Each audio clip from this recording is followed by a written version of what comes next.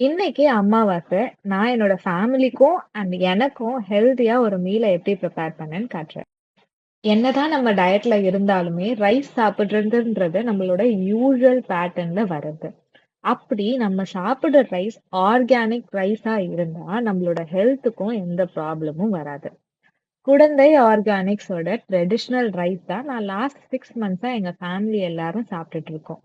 இப்போ காம்போ பேக்கா ட்ரை பண்ணலான்னு ஆர்டர் பண்ணியிருக்கேன். யூசுவலி இந்த ப்ரவுன் ரைஸ் சாப்பிட்டே எனக்கு ரொம்ப போர் அடிச்சு போச்சு. ப்ரவுன் ரைஸ் கொஞ்சம் ஹெவியாவும் இருக்கு சில டேஸ்ல. எனக்கு கொஞ்சம் ப்ளோட்டடா ஃபீல் பண்ற மாதிரி இருந்ததுனால, இந்த அதர் ரைஸ் வெரைட்டீஸும் நம்ம ட்ரை பண்ணலாம் அப்படின்னு சொல்லி, நான் இந்த குடந்தை ஆர்கானிக்ஸ்ல இருந்து இந்த ரைஸ் வெரைட்டீஸ ஆர்டர் பண்ணியிருக்கேன். ஸோ இந்த குடந்தை ஆர்கானிக்ஸ் ஏன் நான் சூஸ் பண்ணேன் அப்படின்னா, 15 வருஷமா இவங்களோட ஓன் லேண்ட்ல ஆர்கானிக் ஃபார்மிங் பண்ணிட்டு இருக்காங்க.